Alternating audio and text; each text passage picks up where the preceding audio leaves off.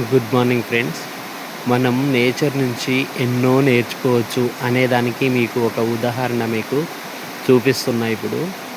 ఇక్కడ ఇప్పుడు నేను పాకాల్ బయోడైవర్సిటీ ఏ, పార్కులో ఉన్నాను.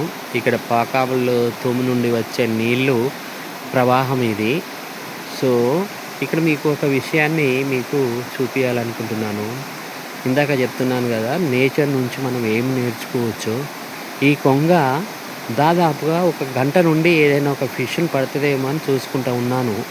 కానీ ఒక్క ఫిష్ కూడా ఇప్పటివరకు దానికి దొరకలేదు. అయినా గానీ అది అక్కడి నుంచి లేవట్లేదు. అంటే ఎంత ఓపికగా అది ఈ తన యొక్క ఆహారాన్ని సంపాదించుకోవటంలో నిమగ్నమై ఉందో మనం ఎంత అలర్ట్‌గా ఉంది అనంటే, ఇందాక మీకు స్టార్టింగ్‌లో ఒక ఝలకిచ్చిందది. సో దాన్ని బట్టి మనకు అటే చూసుకుంటూ ఉన్నది.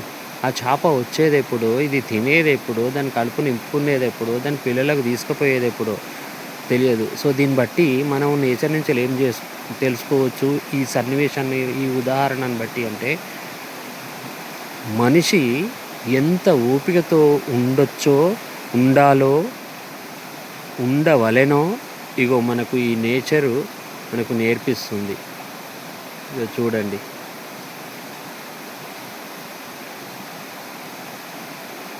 నిజంగా నేచర్ నుంచి మనం ఎన్నో నేర్చుకోవచ్చు. ఇది ఈ ప్రవాహము.